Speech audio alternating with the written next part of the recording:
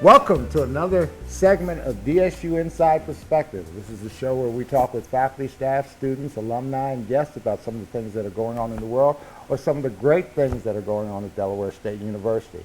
And this is a special segment, a part two special segment.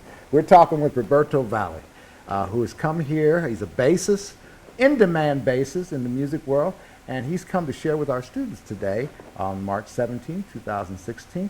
In a series of workshops and even an informal concert tonight. And we had an interview.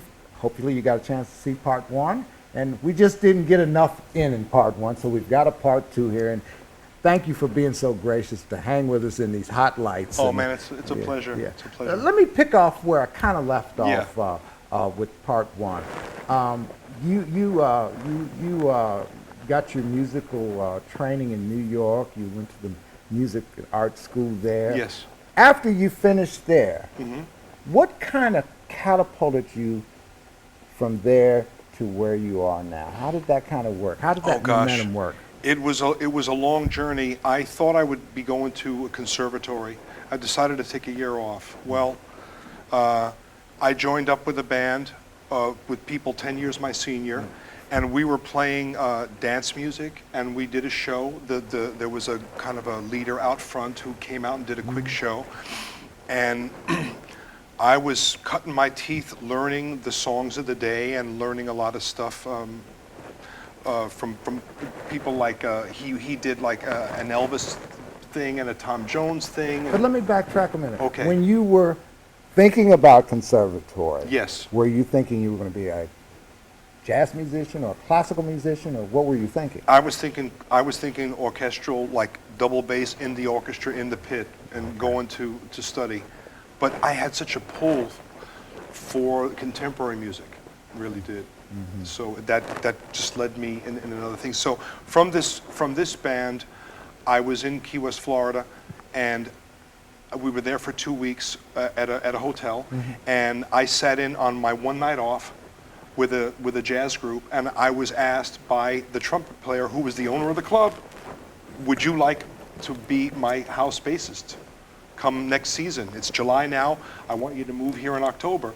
So then again, I was playing with people 10 years my senior, playing jazz. And these were experienced musicians. Yes, and I was just a kid. I was still a teenager, and so I went from group to group, and I landed an audition spot through my friends with Spyro and I wound up getting the job. That's a pretty prominent band. Now, back in the day when they first came out, people were like, wow. Yeah. What was that experience like with them? It was like a dream. I'd never really even considered myself to be like a happy jazz fusionist bassist, but I thought, I heard of the audition being available, and I was one of 15 people, and I actually didn't get the job at the time. Jay Beckenstein, the leader of the band, called me to say, hey man, I liked you the most of the guys liked you the most, but we're going with the drummer's favorite. And I said, Jay, you know, you got to make your drummer happy. I totally understand. Make your drummer happy. And he said, but I may call you.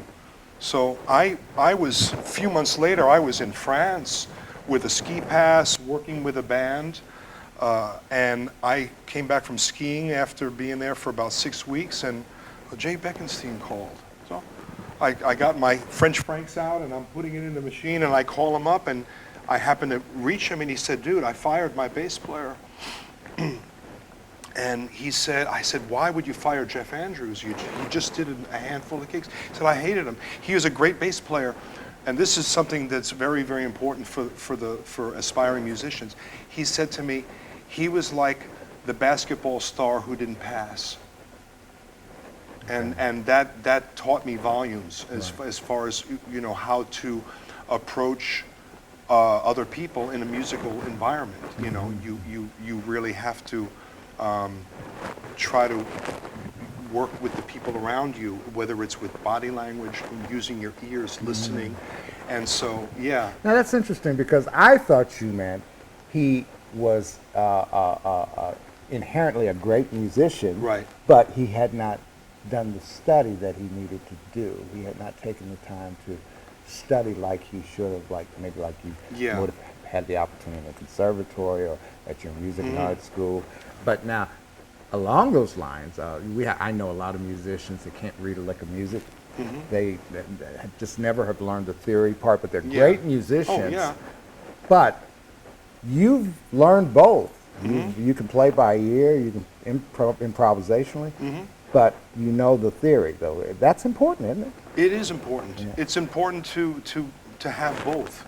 You know, you really want to bring your A game and use all your talents. Right. And like a fellow like George Benson, man, I hear, I've worked with him, and I didn't see it firsthand, but I hear he does not read music. Really? He does not read. He can read like chord charts and he knows some harmony, but if you put a guitar piece of music in front of him with notation, he would know what to do. I got two quick thoughts I want to Sure. get in here with you. I understand you like to cook, I do. and I know you. I like to eat. You've exposed yourself. You're not a musician that enjoys different types of music, but just kind of restricts yourself to the performance and playing of one type of genre. But you incorporate all these different types of the R&B, the jazz, the Yeah. reggae, the Latin stuff.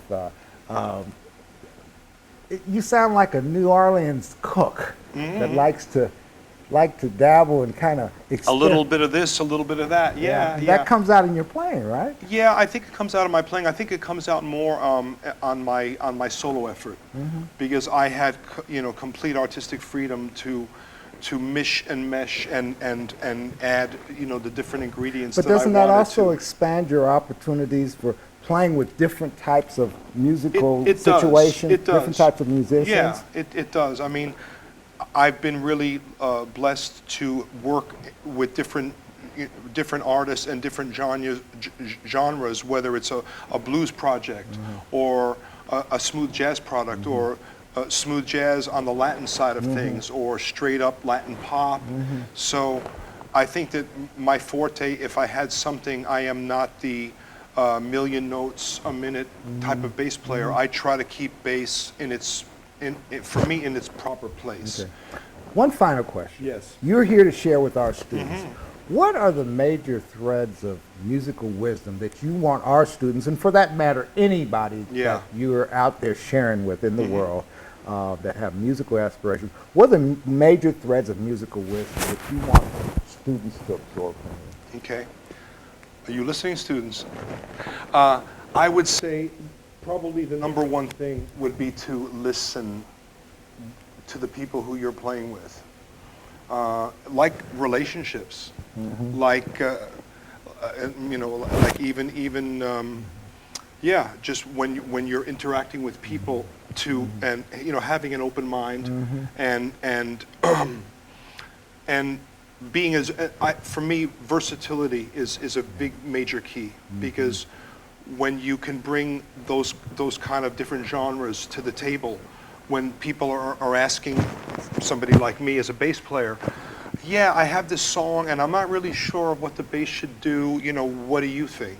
And then I could give them, well, I could do this, or if you want, I could do this. So you can come with a broad palette of different ideas to give to them, and I think that comes from versatility and having an open mind. Okay. I purposely didn't order your album because I was waiting on you to get here, hoping you brought a copy. You say you did, so now I can go and put it in my hard drive in my car. And I'm going to be waiting on that next album. He's got a second album he's working on. The last thing I read, you were hoping maybe by the end of this year for it to be done? Yes, okay. yes. So, untitled yet, but look for Roberto Vally. Look for Roberto Vally. There's a lot of musicians out there, and you just had the opportunity to learn a new musician that you can add to your collection, and we're just so glad you're here to share with us. Thank you. Thank you so much, brother. Yeah, Appreciate man. it. And thank you for joining us for another segment of DSU Inside Perspective. Y'all have a good day now.